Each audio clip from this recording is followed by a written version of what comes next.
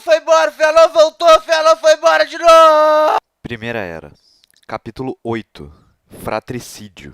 Bom, como eu disse no capítulo passado, Fëanor juntou uma puta galera pra ir pra Terra-média e sair de Valinor. Então, ele e sua caravana da alegria foram até os portos de Valinor, onde moram os Teleri, que são aqueles grandes construtores de barcos que eu falei.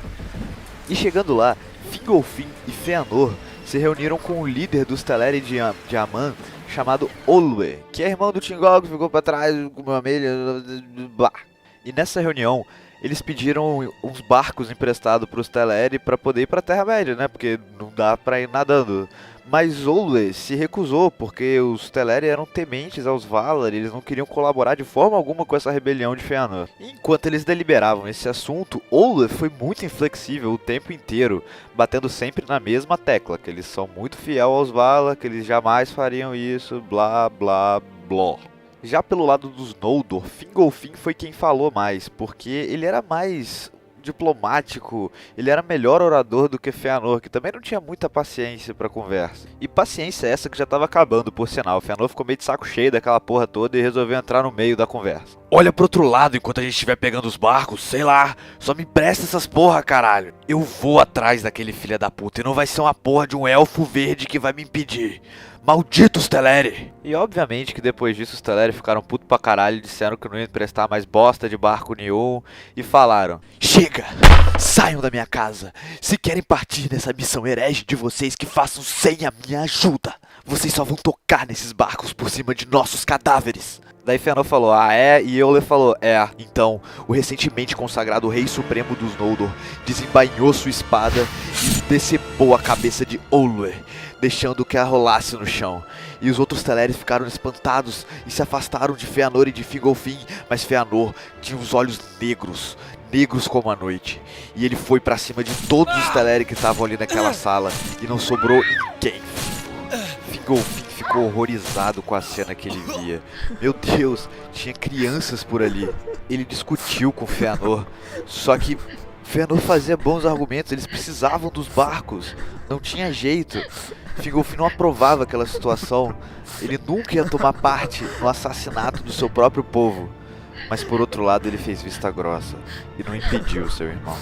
Os dois ficaram um bom tempo ali sem dizer nada, apenas contemplando os corpos caídos no chão, até que eles foram acordados do seu transe pelo calor do fogo que agora subia pelas cortinas. Acontece que tinha um candelário em cima da mesa de reuniões que Fëanor acabou por derrubar no meio do seu ataque de fúria.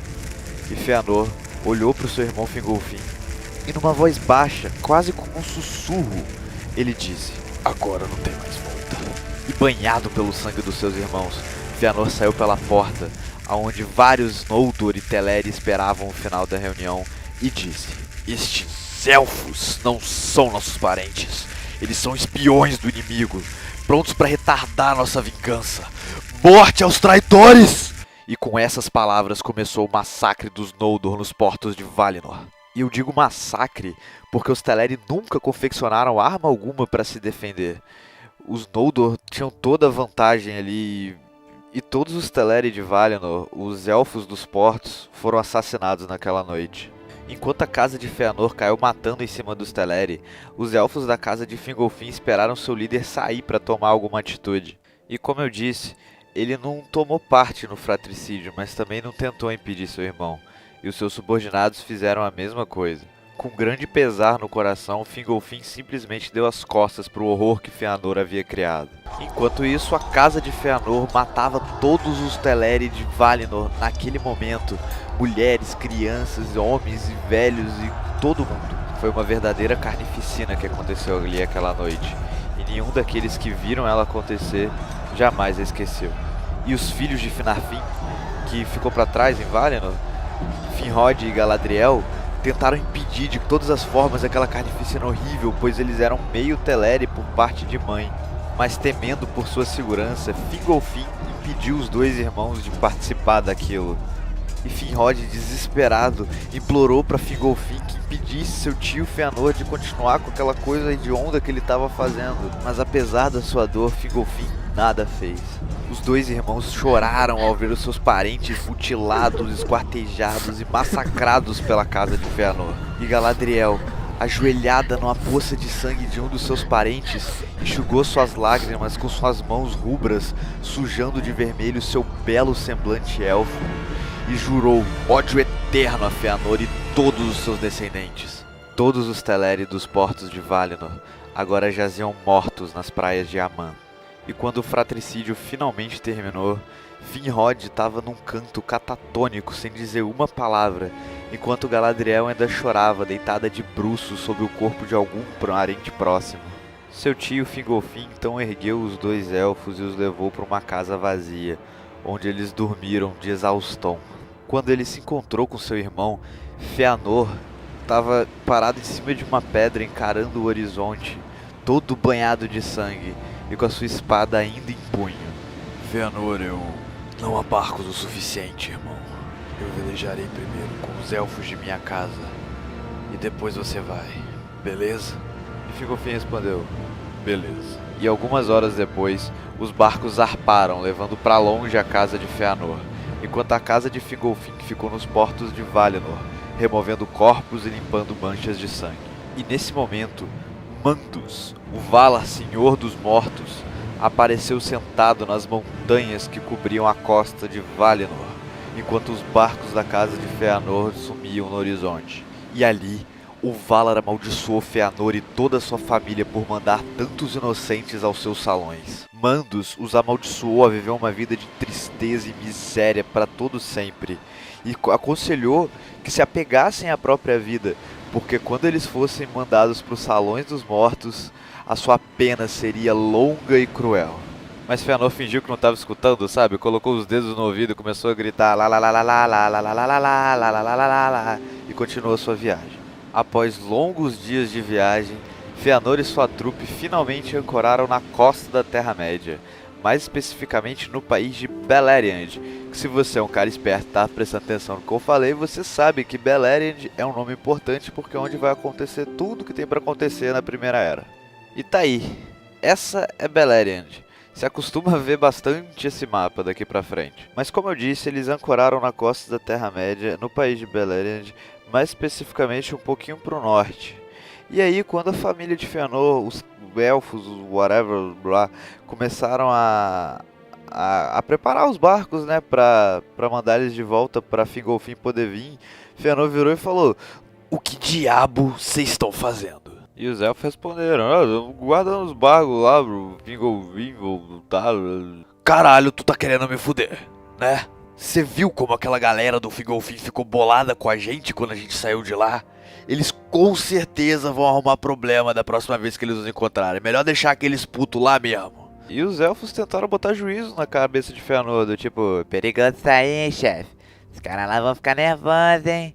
Vai dar problema isso aí pra nós depois, hein? Só que obviamente Fëanor não quis nem saber, e no esplendor da sua pilha errada, ele ateou fogo em todos os barcos para que nenhum elfo que estava em Aman alcançasse a Terra-média jamais. Enquanto isso, do outro lado do mar, passaram-se alguns dias. Então passaram-se mais alguns e muito mais do que os dias que deveriam passar. Aliás, passaram-se alguns dias está errado, né? Porque, de novo, não tinha dia, só tinha noite. Mas enfim, passou muito mais tempo do que devia.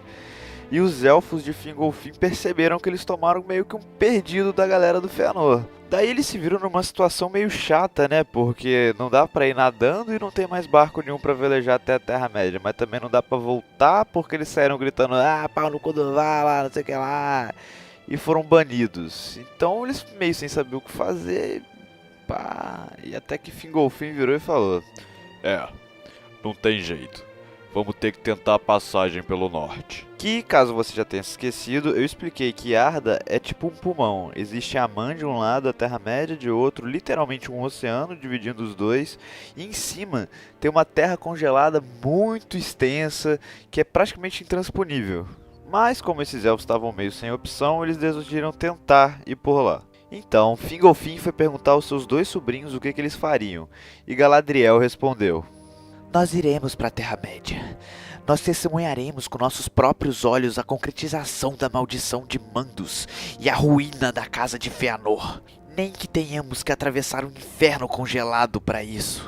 Então os elfos rumaram ao norte pela costa de Valinor, até alcançarem a passagem congelada. E nessa travessia mortal que durou longos e longos dias, muitos pereceram. E durante o extenso trajeto, eles enfrentaram as condições mais extremas possível. Beberam mijos, caralho. A chama da vida daqueles que ainda resistiam à travessia e conseguiram continuar estava quase se extinguindo quando eles finalmente alcançaram Beleriand e viram a Terra-média pela primeira vez. When the cold of winter comes, starless night will cover day.